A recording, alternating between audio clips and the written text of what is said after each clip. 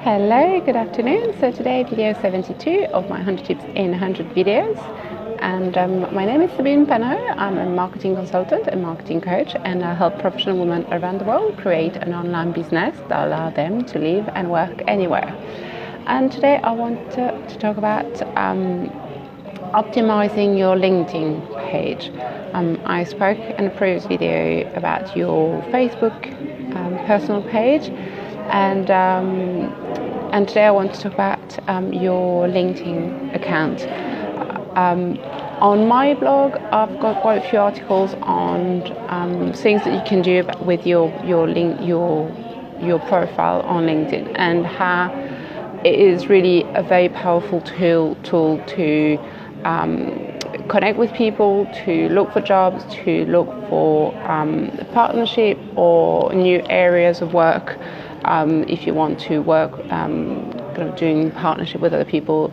So one of the first things you really have to do is have your profile updated with a very good quality picture, something that looks professional, something that doesn't look like it's been cut out from a party and you just have your picture there. So make sure you have something that looks professional and that shows who you are and the personality that you have. So, if your business is, in the fitness sector, there's no problem having a profile that show you a picture that shows you in your professional in a professional setting, which for you would be fitness. So there's no problem with that, but it really has to relate to either your background or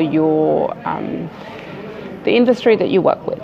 So the first thing, yes, your profile picture. The second one is updating the just below the name, your name. There is a space to put what you do, and usually people use it as I'm the accountant at whatever company.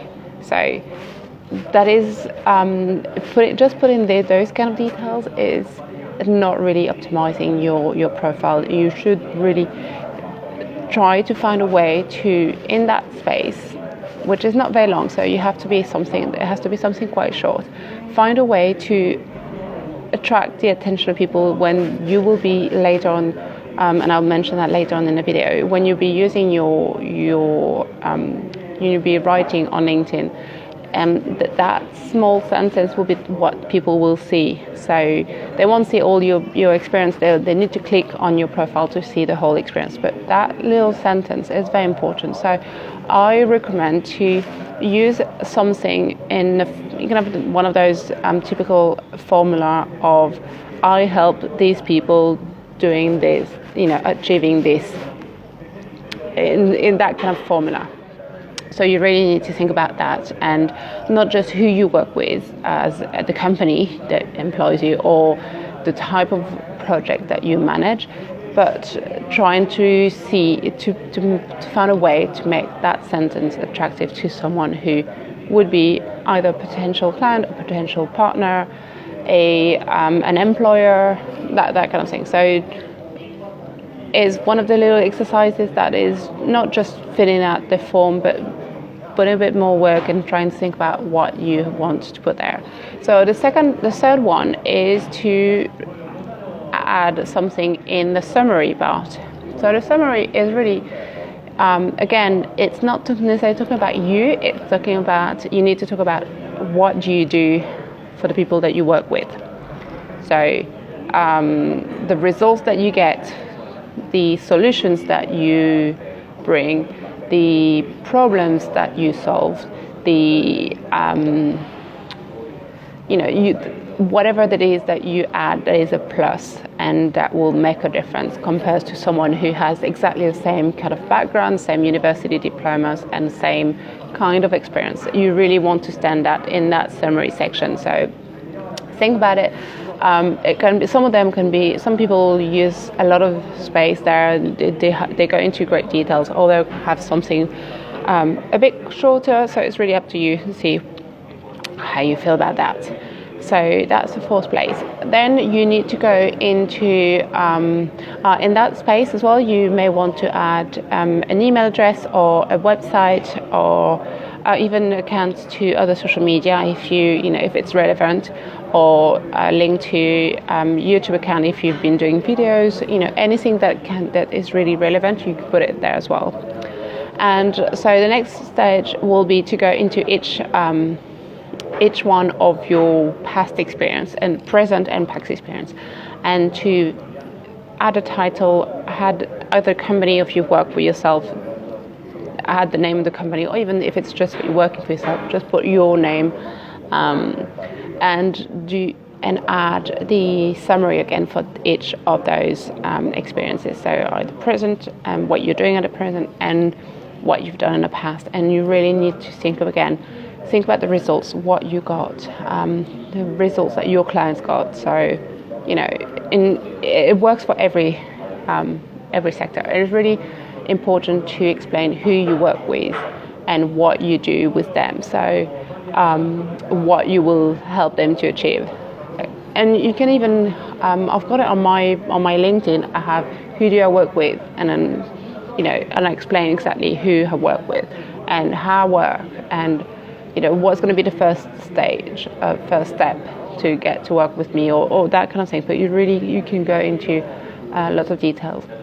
And the good thing about LinkedIn is also keywords are very important on LinkedIn. So if you go into a lengthy description of what you do, it's really good, because you're going to be using words that are relevant to your experience, and people may be looking for that same combination of words, and they end up on your profile. So that's why the more you go into descriptions of what you've been doing, the better it will be for your profile to come up when people search on LinkedIn for connections within a specific industry or in a specific country. So go into all your different past experience and add all the information.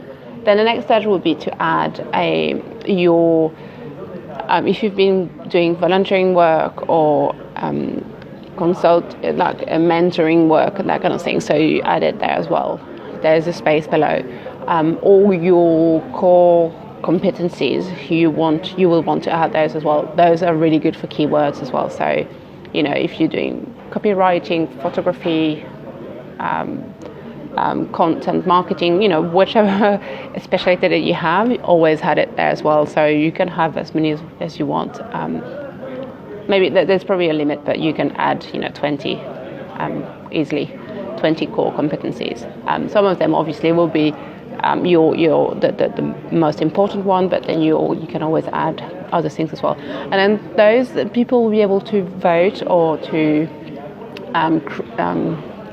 add some credit to those. So they will say, I vouch you for this, and you will see, people will be able to see when they look at your profile. If 20 people said you're good at social media, then it's more likely that you're good at social media. They would not necessarily say that, in the context that is not relevant to you. So it's very important to have those there, and then when people go to your profile, your connection will be able to confirm that you have that expertise. So colleagues or ex-colleagues or friends and anyone that you've been networking with. So that's the core competency, and then the last is the skills section, and the other one to add the university or diplomas, and sometimes there's another one a bit below. You may need to add that section, and it's about all the courses that you've done. So it's maybe not university, maybe you have just one university diploma, but you may have done a lot of different certifications or diplomas that are just, even webinars or seminars or week-long courses. So you need to add all those, and really to show that you are constantly learning new things. So you are constantly adding new skills to your existing skills. So it's important to add that. And recommendations. Recommendation is, again, it's a very important trust factor. So people, when they see your recommendation, they get a better idea who you are as a person, who you are as a professional. So it's very important to ask recommendation and then also to give recommendation, because people that you will be connecting with later on will look at what you've said about other people. Again, that gives a better idea who you are when you speak about other people. So it's very important to ask for recommendations from your past colleagues, from your connections, from school, from any kind of outside of work connection that you may have, and to give. And it's a very easy thing to do. You start giving recommendations of other people and ask them, would you mind doing the favor, returning the favor. So start recommending other people that you know, and that way they'll be more inclined to do it. And if they don't do it, ask for it. So just send an email. When you send a recommendation to someone, you can send a private message, because it won't be published until they accept it and they agree.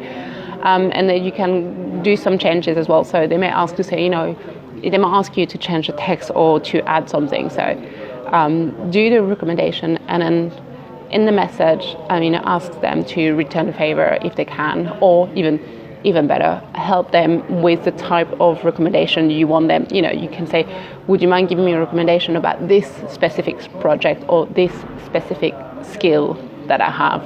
Maybe sometimes the industry is not relevant, but project management, for instance, it can be so many different industries. So maybe you've worked for a catering company, and that's maybe not necessarily relevant to another job, or another